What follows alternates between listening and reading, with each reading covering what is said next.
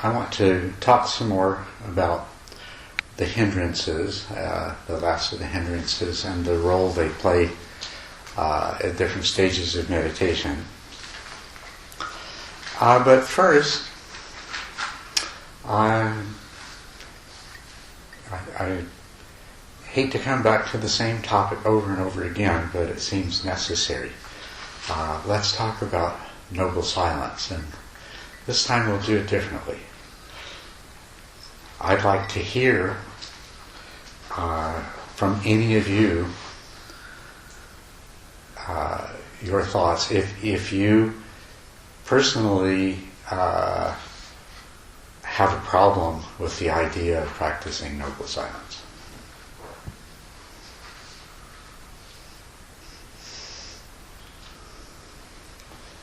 Anyone who doesn't really like the idea?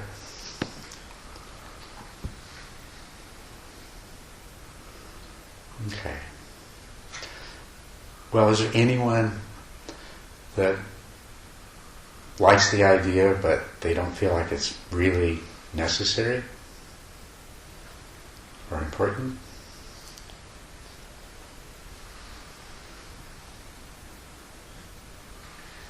Yeah.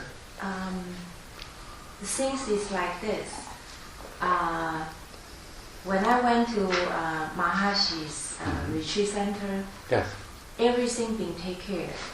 Mm-hmm. We just check in, Right. and we can keep our noble silence, no problem. Yes. Because they have a group, a support system. Everything take care of. If we individual have any problem, we write the notes, put on the box.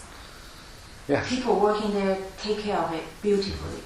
So in Mahashi's retreat center, I can keep noble silence. Absolutely no problem.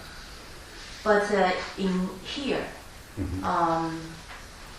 because nobody take care of all this necessity, because we are living here, it's more like a big family. And run a household. So there's lots of it, and also because we are kind of a stranger put together, Right. so we absolutely have no 默契怎么说？we don't have mutual understand. We do not have. So nobody knows something what to do with what, or who do what, or how to handle the situation. Because I think that before this retreat started, we failed to have a meeting all together and throw out all the possible problem and then divide it to some group who take care of what. We don't have this system. So when things happen, it just somebody happened to be there, then jump into and react to it. In that situation, talking become necessity, because it's very difficult for us to sit down and write a long notes to exchange, because it's just not enough time to do that. So I think this is the main problem. Okay, well, let me answer that. It is a different situation here, I agree, that we don't have a staff. And at most retreats, like I'm sure the Mahasi retreat that you were at was the same way. There were people who were responsible for taking care of things who were not trying to meditate at the same time. They were staff people. Yes. Yeah.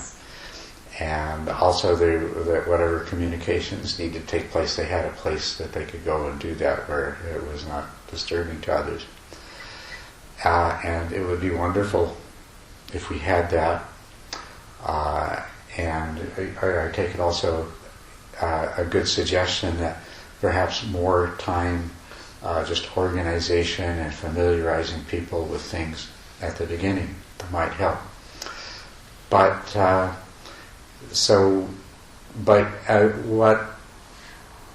what I hear you saying, and what I want to see if this is the way everybody sees it, is that the only talking that's taken place has been talking that was absolutely necessary in order to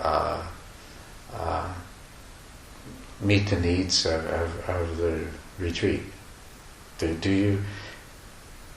Anybody who feels that, as far as they know, there's been no unnecessary talking taking place. You know, the reason, the problem is, it's just like a water gate. Mm-hmm. If you open the water gate, the water just flow. Yeah, I think that's probably, you're probably right there. If there's one legitimate need for talking, then that opens then you just lose it. And we lose it, so. Well, I can't disagree with that. That seems to be exactly what has been happening here. But I believe that all of us, we wanted to really diligent to do noble science. I believe all of us wanted to do it. Yes. Yes. Last night there wasn't any problem with the facilities, and I saw there were quite a few people talking, and me and another gentleman here had to we were waving, and then they couldn't see us, and then we had to snap our finger and knock on the floor to get their attention. Mm-hmm. And there was nothing wrong with the facility last night. Mm-hmm. Okay, Michael, let me stop you right there before I get my ill will, okay? Let me just let this out so we both can live the rest of our day in peace, okay? I'm very at peace. Last night is after the Dharma talk. Sophia had some Dharma problem because you know she's not very good with English. So she has some problem asking me. There's some translation. We didn't do it well for her. So we kind of whispering, talking something related to Dharma. Yes, but it doesn't have to happen here. Listen to me, young man. Okay. That is just right after the Dharma talk. People are started to leaving. We both are the last one to leave the Dharma hall. So we didn't stay here deliberately talking to bother other people. It's not like that.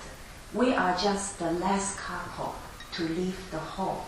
So as soon as we turn around, see you sit down, see your gesture, do meditation, we felt sorry right away. We stopped talking, we leave the hall, we nicely turn off the light and close the window for you. I wasn't talking about you, it was somebody else who stayed and talked later after you.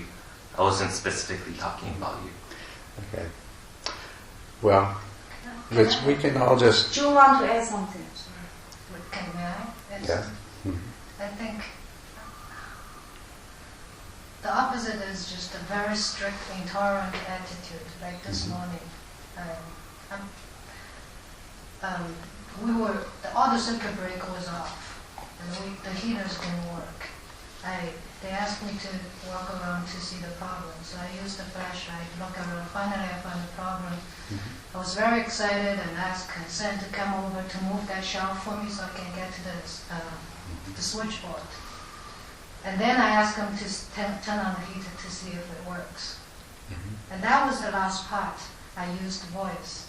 And Michael was sitting there meditating. It reminds me of last night's example when you said somebody is having car problem, the tire just broke down, and he drove by, sit down, meditate, and even complained that we were making too much noise. I think this kind of intolerance is, and for me, it's more upsetting than. I think I'm unfairly labeled here because still the heater was working. That heater was working, and during the summer retreat, that AC was on all the time, and not one single person complained. And the basic necessity of keeping warm was there already. I didn't see the emergency, but after I know that this is really important to them, so I went out and I started looking.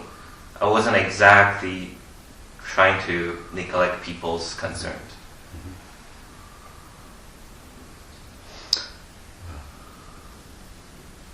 Yes. Yeah, I have to confess, I had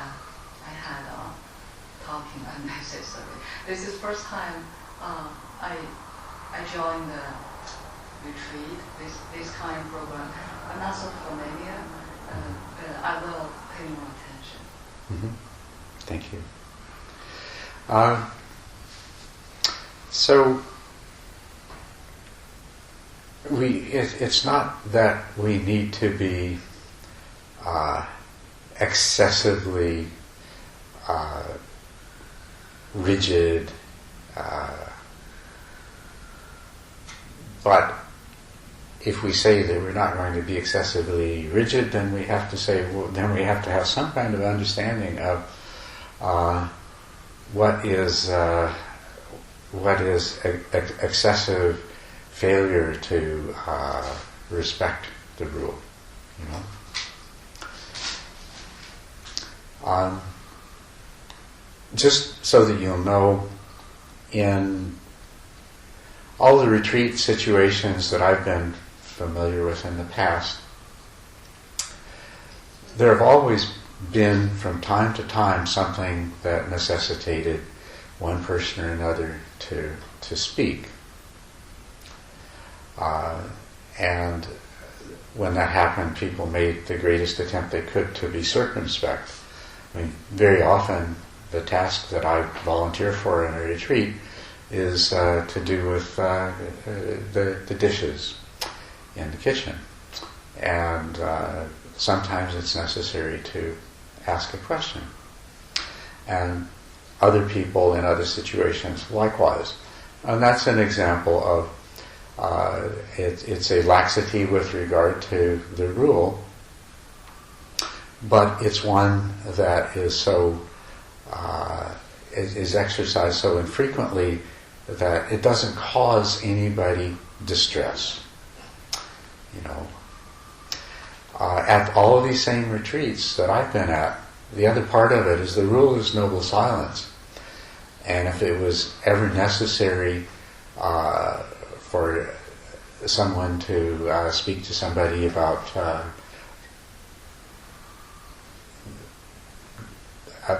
violating noble silence, and they had to do it more than twice, they were usually asked to leave the retreat. It very, very rarely happens, but you know, it's natural human nature, and some people are a little more, how would you put it, a little more inclined to push the limits than others.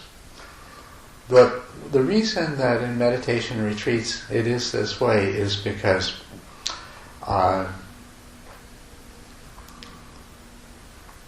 it is very important to be able to have the silence and to have a minimum of distraction, of unnecessary distraction.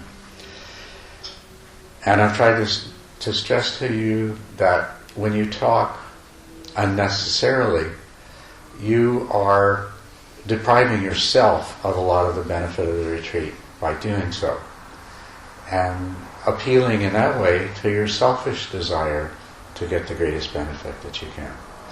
And then also I'm reminding you that every time somebody hears you speak and it disturbs them, interferes with their meditation, appealing to your sense of responsibility and compassion and caring for other people. I think it is true that when there are occasions when people must speak out of necessity, as often as there has been here, it does sort of open the floodgates, and it makes it much more difficult for people to restrain themselves because somebody else is whispering over there about some problem with getting the garbage picked up, and so it makes it difficult to remember that the desire to speak to your companion about something is not appropriate. So it's a question of finding a balance, and what we see here is people having their mental equilibrium disturbed when they're trying to take advantage of the opportunity to practice. Some people experiencing a certain degree of ill will, but whatever it is, it's agitation in their mind, and it's unfortunate that happens. And it's not about any kind of blame from my point of view, but it's about, let's try for the remainder of this retreat to do everything that we can, every single one of us, to make sure that every single one of us gets the greatest benefit they can from this retreat. So just recognizing that some of our behaviors have been a problem for some other people. If you can recognize and accept that, instead of trying to deny it and rationalize, recognize and accept that and use that as the starting point, so that for the rest of the retreat, you'd be very, very mindful of how anything that you do is likely to affect somebody else. And just have the utmost respect that you're capable of for everyone else. And if we can, I did ask that we have a rule that, except when I'm sitting here and we're having a session like this, that don't let a single word pass your lips in this space or within a reasonable distance from this space. So we'll make this the locus of the very, very strictest application. Everywhere else, you do your absolute best not to do anything that is going to in any way disturb the mental peace of anyone else and to make it, to in any way obstruct their ability to get the greatest benefit. But with regard to this space and the surrounding of it, let's be absolute. So when I get up and leave, not another word, okay? Please? Yeah, and I would like to apologize to Michael that I lose my temper is my problem. I want Michael to know that I have a great respect for his practicing, and I will do my best not to disturb him anymore. I'm very sorry. Thank you very much. On the other hand, there are a lot of people who are having very good success in their meditation now, and it makes me very happy to know that. And so maybe with a little bit less of this kind of disturbance, everybody will have much more success and make greater progress. Yes, Jackie? I do have some suggestions. Since a lot of problem comes from the facility maintenance or come from kitchen, Yes. maybe we can do this way. If there's a facility problem, just get up to Michael, and Michael handles it. And we just leave the problem on the board, so Michael will take care of it. If Michael needs manpower, and we are here, so we can approach us, and we can help. If the kitchen problem, if there's no enough people, will always available, and maybe kitchen thing can go to Deborah, so that two people can do this kind of thing. The other people just being asked. Otherwise, just remain your assignments. So maybe That sounds very reasonable to me. That sounds very reasonable to me. And there's a happier note. The bathroom is working once again. I noticed the sign was gone. Oh, Yeah. that's good. And I'm thinking the clogging, I'm not sure what caused it, but the safest thing to do is probably not to put anything solid in there. That means we should only urinate in the toilet. and nothing more, just to be on the safe side, because we do have a second session.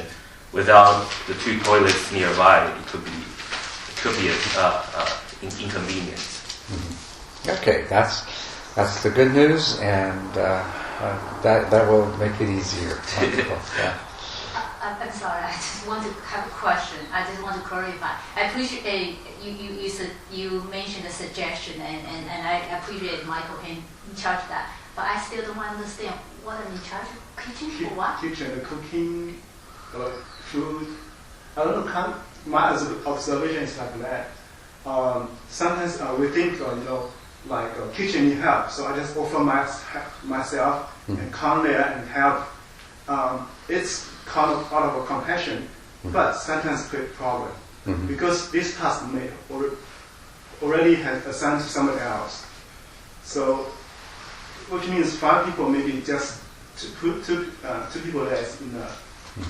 It's just my observation. Sometimes, like last night, I still remain here. I try to, at the same time, stretch my leg. I also try to meditate a little bit for a while. And I notice some people is closing the window and switch for the aircon, which is a good. It's his concern, yes, it's too cold. Mm-hmm. But I think if somebody is still here, and you just leave, and we will take care of it. Yes. So I just raised my hand. I don't know.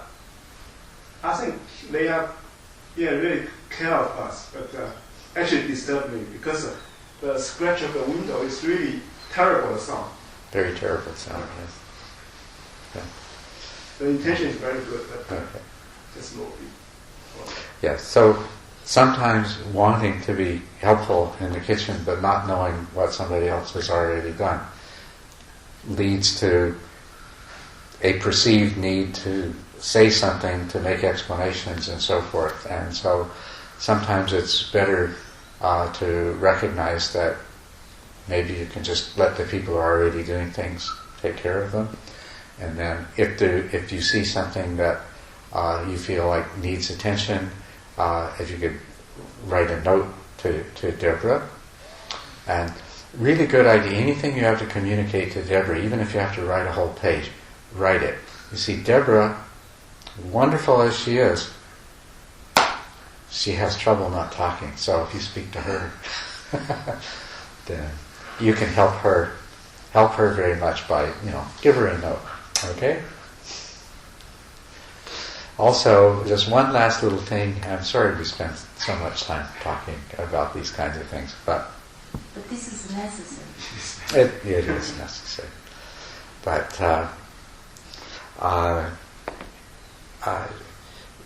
some of you, many of you, I know have found that Peggy's breathing has made it difficult for you.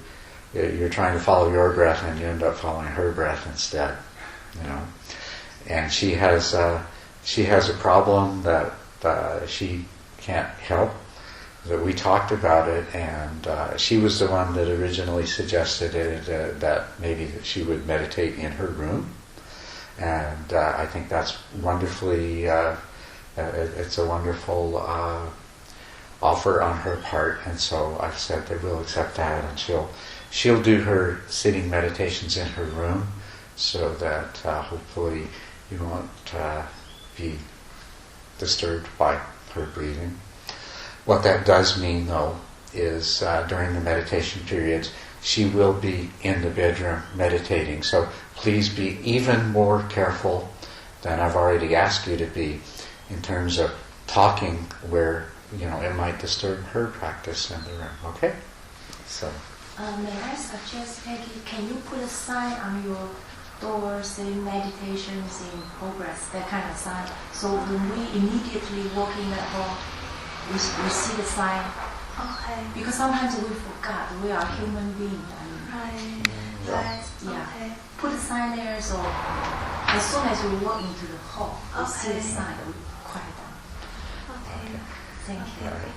Thank you. So thank you, Peggy, on behalf of everyone else, and thank you everybody else on behalf of Peggy for being very careful not to talk Thank you her. for trying to understand. Yeah, sorry for the breathing, because it's been a medical problem with my nose. I know.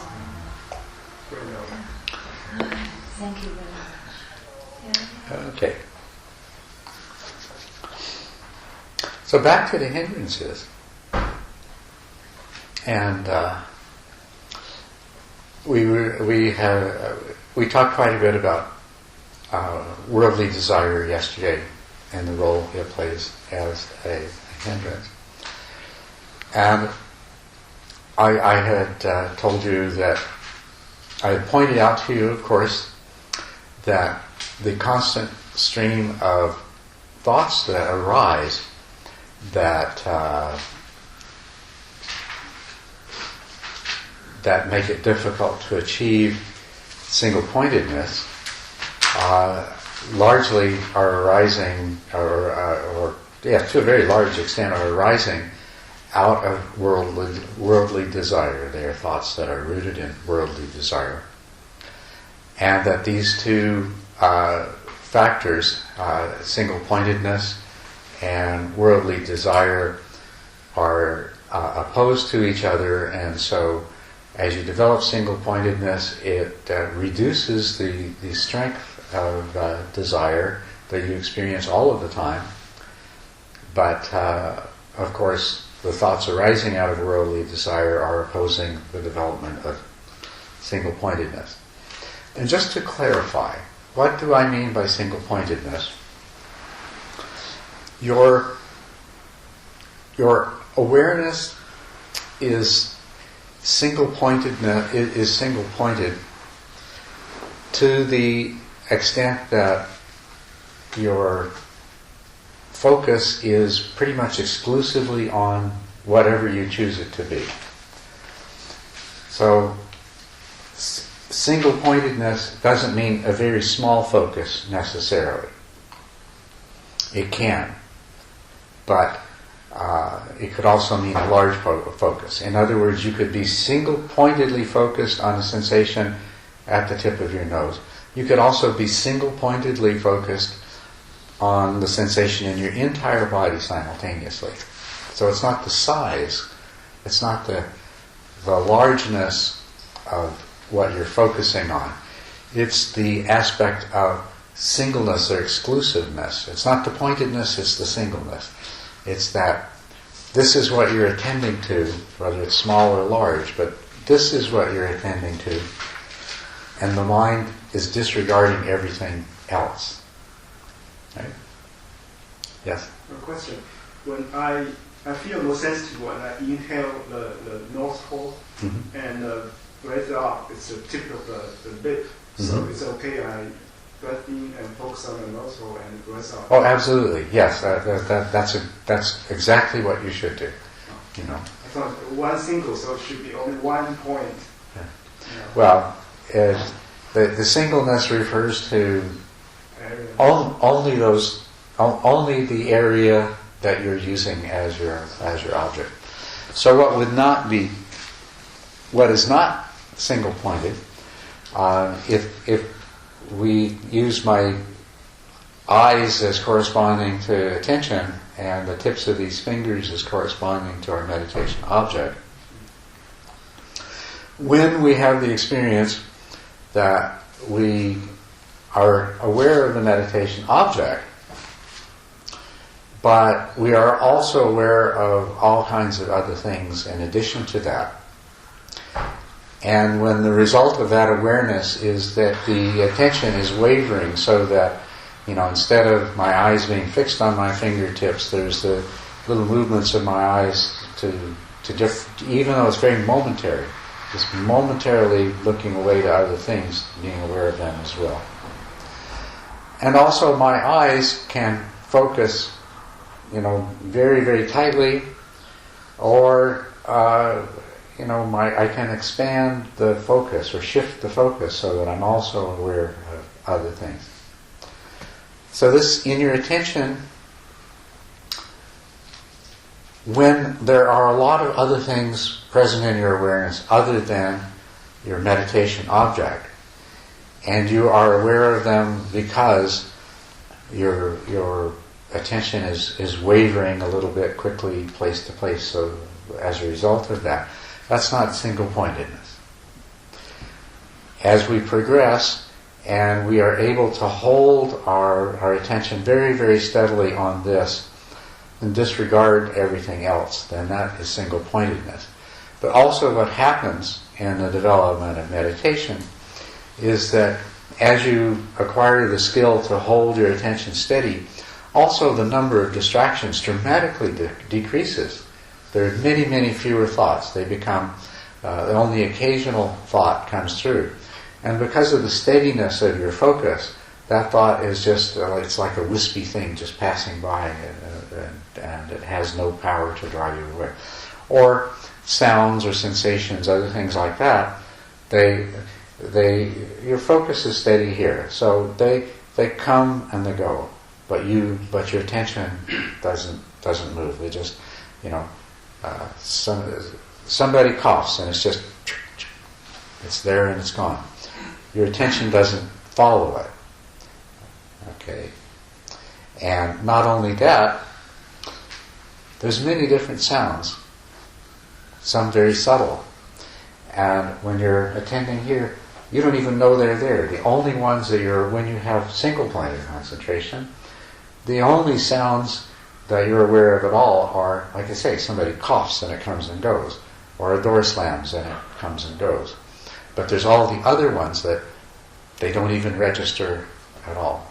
Okay? So that's what we mean by single-pointedness. We don't mean, it's not sharp little tiny point, but it is resting in a single place and steadily. So, you had a comment? I've experienced a state where I was able to stay focused, and then if there was, like you were saying, not subtler sounds didn't really do anything, but if there was like a cough or a pop, it really it's like kind of like a shock, Yeah. I mean, you don't move or anything, but it's like you feel like a shock wave almost. It's so profound, like that feeling when you're about to fall asleep, and there's that loud. Not that I'm falling asleep, but there's that every loud noise just really jars you. Is that what you mean?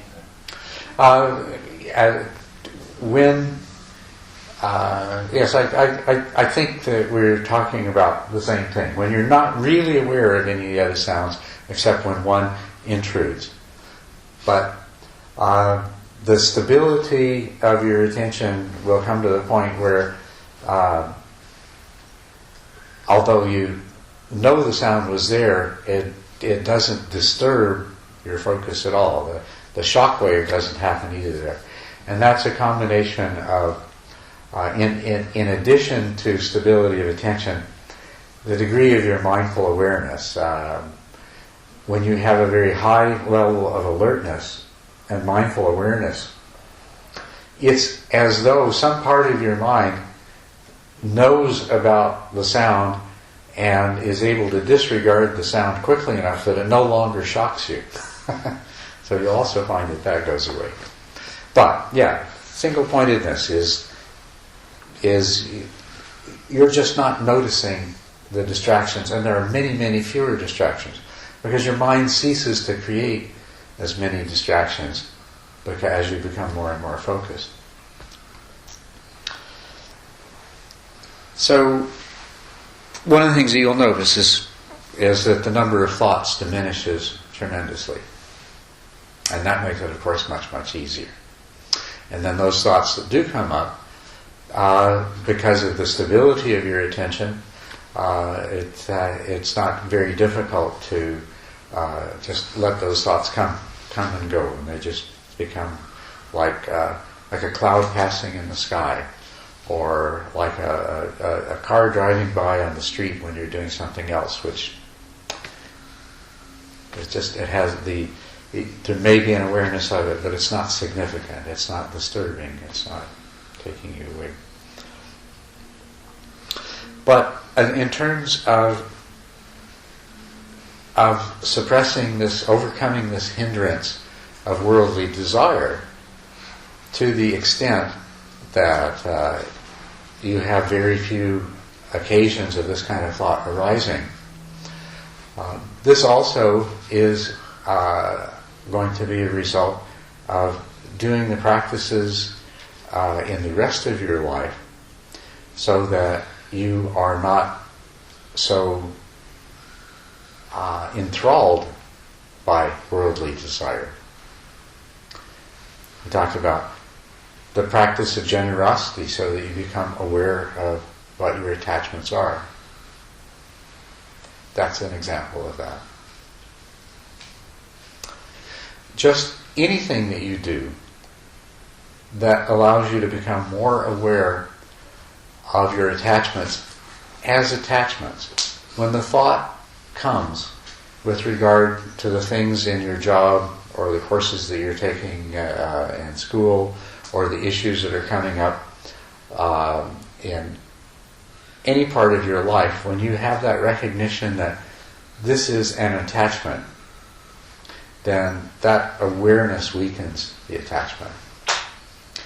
And then when you're meditating and a particular thought keeps coming back, and you recognize it, this is coming out of a desire that I have, this is coming out of an attachment that I have.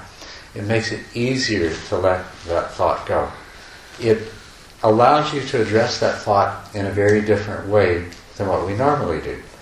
Normally, a thought comes and we get caught by the content of the thought. But this allows us to stay outside of the content and identify the thought as a distraction, as a manifestation of desire, and as a manifestation of attachment. And so, with that recognition, staying outside of the thought is not energized, and it will pass away of its own. The more often you do that, then the fewer are the thoughts that come, and the thoughts that come arrive with less energy, and therefore they expend that energy and they dissipate from your attention more quickly. So this is how we overcome the hindrance of worldly desire and the thoughts that it creates, while at the same time cultivating and arriving at a point of single-pointed attention, single-pointed concentration. Were you? Yes. That's a question. If we follow the schedule very strictly, I just feel it's really hard to concentrate all the time. Mm-hmm. So, way better if we do walking meditation, just do some relaxation exercises and just contemplation. Let the thoughts go for a while and come back. I feel it will be better. Can concentrate in a meditation hall. You mean if you're finding that when you sit, that the number of distracting thoughts is actually increasing, and the sense of agitation in your mind there's no discernible improvement. It's just you're more and more thoughts, more and more agitation. Is that what you mean?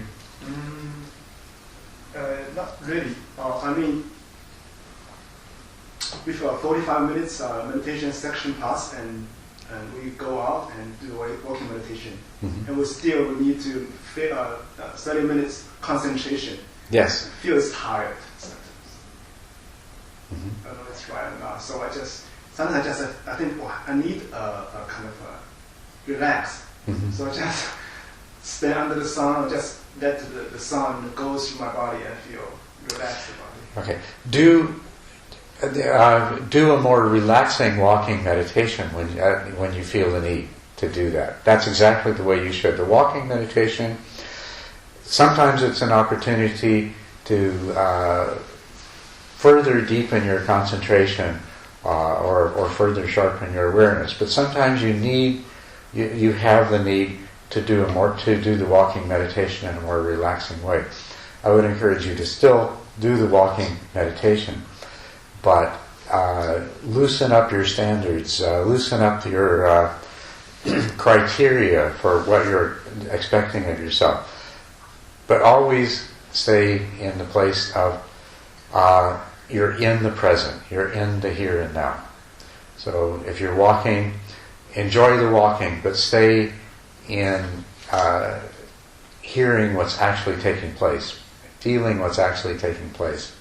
Not thinking about the past, not thinking about the future, not being engaged in some discursive thought process, some abstract thinking.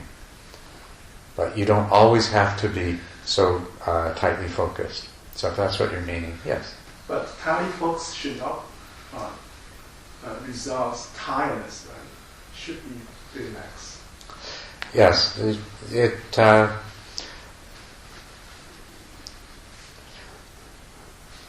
you should be in a relaxed state. You want to be in a state of relaxed, alert awareness. That's the definition of what you want. When we sit like this for 45 minutes, I think the back is really hurt.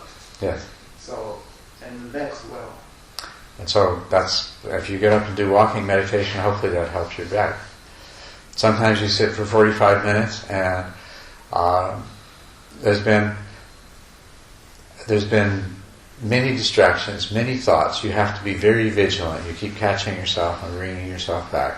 You keep trying to engage more fully with the sensations of the breath to keep the mind from wandering again.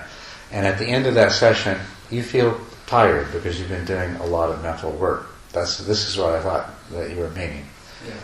So when you do your walking meditation then, not only is it going to be an ease on your back, which is perhaps stiff from sitting so long, but it's also, if you feel the fatigue in your mind from the constant vigilance and bringing the attention back, and vigilance and bringing the attention back, then do the walking meditation in a less intensely focused way. Allow yourself to just be much more open to a broader range of sensations and experience. Okay, so both of these, both the stress in the body is relieved by the walking meditation, but so also is some of the accumulated fatigue from the constant mental exercise of bringing your attention back. About the position, should we try as possible as we can try strictly to keep the spine straight, or we can actually lean on a wall? Fine. What you want to do is continue to refine your posture so you can find a position that you can sit in and sustain it without moving throughout the entire period of your sit. And there's no problem if that involves some degree of support in your back. But it shouldn't be a degree of support in your back that is changing throughout the sit. Okay? So, yeah. Do you mind if I can share my experience? Go right ahead. Thank you. My experience that, because usually in this state, I just want to say to you, in this state, maybe when I sit, it's around maybe 2 hours each time. And the way I can do that, in the past, I try to, it's tired, and I try to a little bit this way, but even worse, if a long period of time, okay, because when I sit, I have a lot of energy, and energy hits the back of that, and sometimes it's hurting. So this time, if I can do the longer time, usually I have just still, the head, the back is very straight and still, not tight, but it's very straight. When you straight, I don't know, the body seems to support itself. If I this or this, sometimes it's hurting. So if I keeping the posture straight, and usually can sit longer, it's not that kind of hurting or tightness. That's my experience. So I just share that. Yeah. You can try to figure out to do that. Mm-hmm. You said that if you don't keep your posture straight, you feel like the energy is blocked down here. It's hot down there. Is that what you're saying? And then if because everybody is different. Right. Myself, student sitting is a lot of energy, mm-hmm.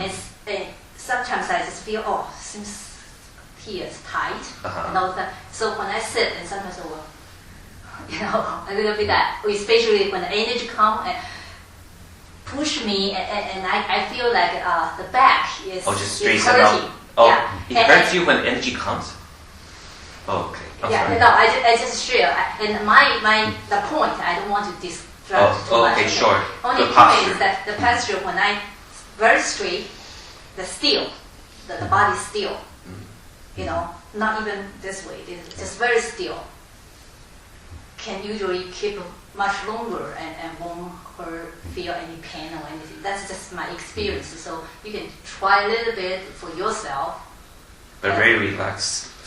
Yeah, Straight but very relaxed. Yeah, straight but relaxed. Not. That's right. Please allow me to add one piece of the scientific research.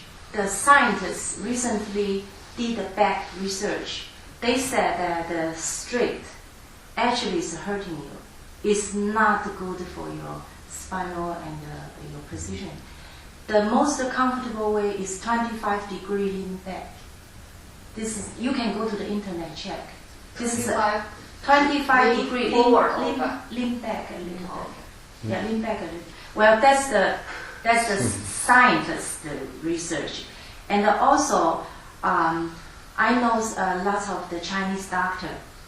They told me because they offer their service towards to the monk and nun, and they said that they find that lots of monk and the nun they have a severe back problem due to the strict meditation position. So, my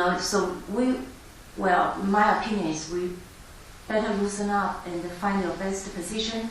And also I listen to lots of Dharma talk and MP3, believe me. And my conclusion is the teacher told us, actually, the position is not that important. Of course, you need to find the most comfortable way to sit, but the most important thing is your mind. That if you can really do the focus, the posture actually is not that important. And one very good teacher even said that he encouraged that some people have some problem can really sit in the, against the wall, 25-degree lean back. But like our teacher said, don't move, do your work. You can make yourself as comfortable as you can. But after you settle down, you accept everything, take it as it, and then do your work. And don't force yourself to sit straight, because from all the information I know, it's not going to help because everybody is different. For Deborah, maybe they help her, but not. Well, I think 2,500 years of accumulated meditation experience agrees with what Deborah says, relaxed and straight. But what people sometimes don't understand is what we call straight is not really straight. The shape of the back is the neck goes like this, and then the thorax goes like this, and then the lumbar spine goes like this, and then the sacrum goes like this. So this is what we mean by straight. Yes. But, and what we mean by not straight is this and this. And initially you may feel like this. Oh, this feels pretty good. Huh? It won't in 15 minutes. So it really is, although it's not really straight, but the natural alignment of the spine is what is going to be the most comfortable and the best. And in that position, when we say relaxed, the only muscles that need to be tense are a certain kind of muscle along your spine that is actually by nature intended to always have the just amount of tension to keep your back in its proper position. Now when you're sitting, I'll just mention to you, when you're sitting, when your concentration deepens, there's often a tendency that you'll start slumping over like this.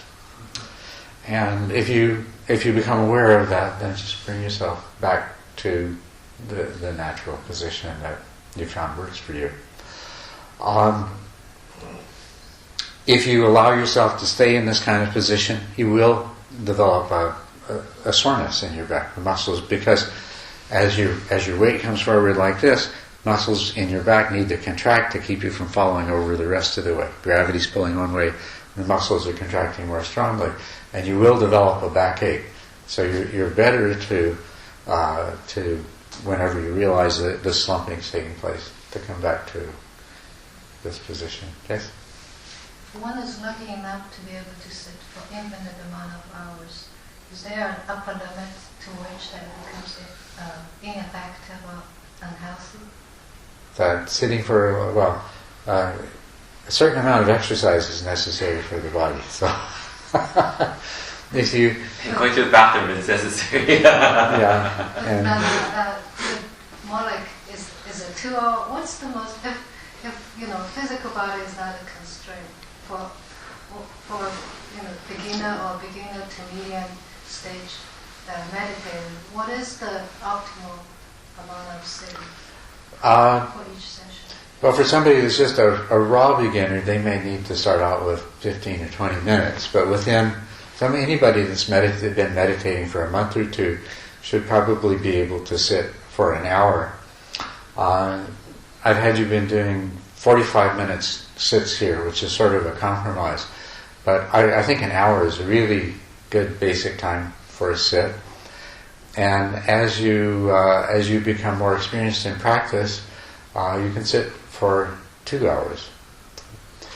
When you're in retreat, if you're in a long retreat, by the second week, you may very well find that you have a natural inclination to sit for 2, sometimes 3 hours, maybe 4 hours at a time. And there's nothing wrong with that. But at that point, you should have so much mindful awareness of your body that you recognize the body's need for movement. There's a certain amount of, and you can go and do walking meditation, and at least once a day do some kind of stretching or other exercise to maintain the body. But it doesn't hurt the body for 4 hours at a time when you have the mindfulness to recognize when you do need to take care of the body properly. So, yes? She's very lucky. She can sit for 2 and 3 hours. I envy her. Sometimes jealous. No. That is very good, and the ability to sit for longer periods of time leads to great progress. It's undeniable that it does. Yes. Yes. I have a question about the energy because Deborah mentioned, I don't know what is the sensation or how can you feel when energy coming or going through your body? Because I do have experience like her. When I was doing meditation, like somebody pushing me in front, not much, and I got scared. Oh my God! Right. But I don't know what is that. I thought maybe I lost the balance because the position is not right or something. Well, the energy, it sometimes causes your body to move when it develops. But it's what you're talking about is feeling as though your body is going one way or another. That's not really the movement due to the energy. The movement due to the energy is more if I start finding your body going like this. Or sometimes make little circles. Or sometimes just sudden jerks will happen, things like that. But as you become concentrated, what often happens is you begin to lose your normal awareness. You normally always have this awareness of the shape and the position of your body. You know where all the parts of your body are. But when you've been concentrated for a while, sometimes you begin to lose that, or sometimes that begins to be distorted. And so you might feel you're meditating, you feel like you're about to fall over. But if you bring yourself out of your focus and check to see, you're still sitting straight. Or you might be just slightly leaned over, but your mind has, because it no longer has a clear representation of your body, a very exaggerated perception of that occurs. And I think that probably when you have this experience that you feel like you're going to fall over backwards, most of the time it's a very slight backward movement which you can sustain. But if that feeling arises that, I'm falling over backwards, and it's going to be triggering thoughts and disturbing your meditation, better to take one brief second to come into your body and adjust your posture to whatever slight degree you need, just so that you go back to your practice without that distraction.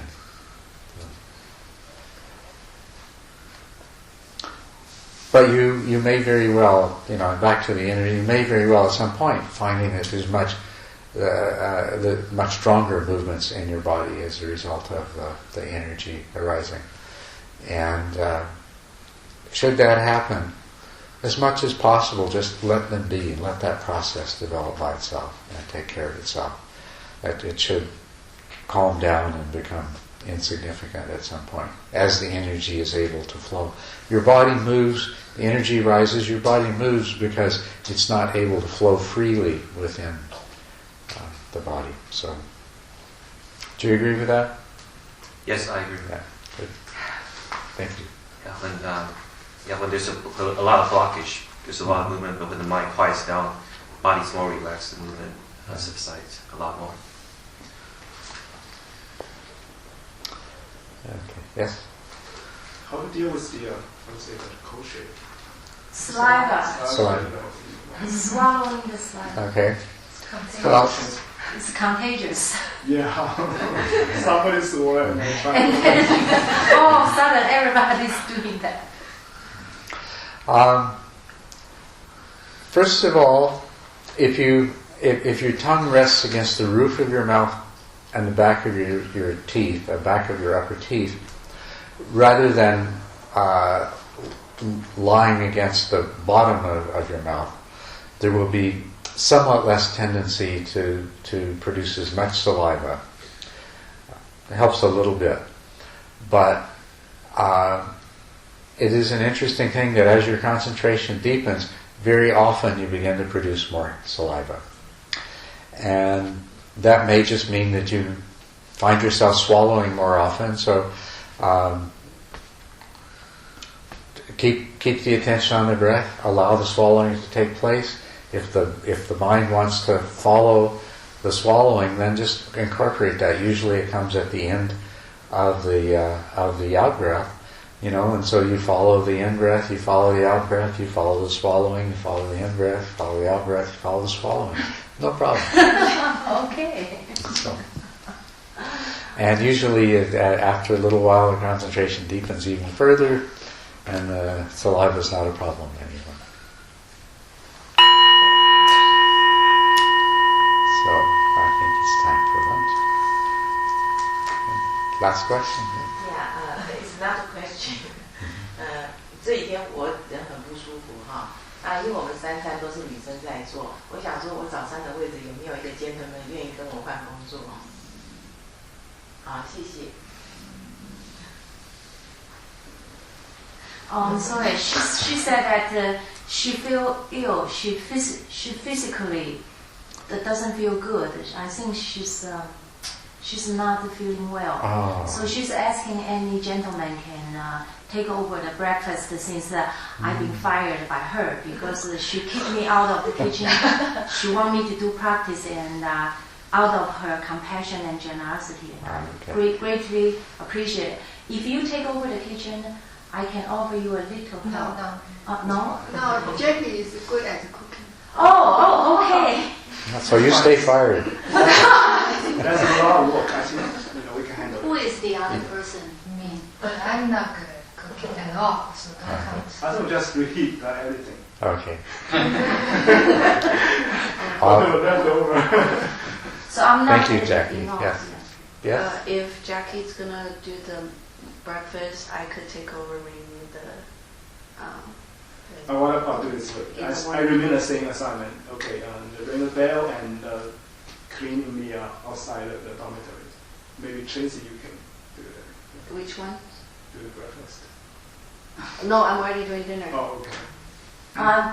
I think that June, she enjoys wiping the floor, so let her do the 扫地，她需要扫地。 No, he is talking about his job outside.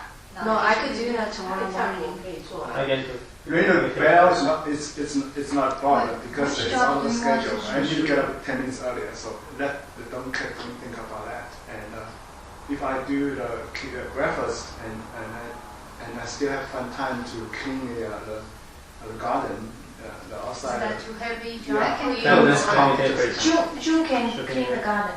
No, She no, knows. you Okay, didn't whatever. understand. He want to clean the garden. It doesn't No, matter. no, that It doesn't is, matter. what do you want, what do you prefer? Whatever left, I can do it. So, I hear that Jackie's is good in the kitchen, so maybe it's better June sweeps the garden. Left over. Okay.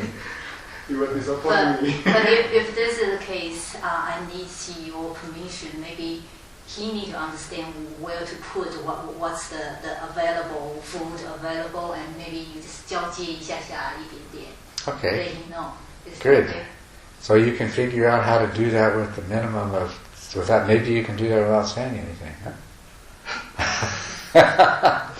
You can try. 交接一下. Yeah, all right. Well, thank you everyone. It's time for lunch then. I'm so happy that everyone is going to do their best to make sure that everyone else has perfect meditation for the rest of the retreat. Thank you. Thank you.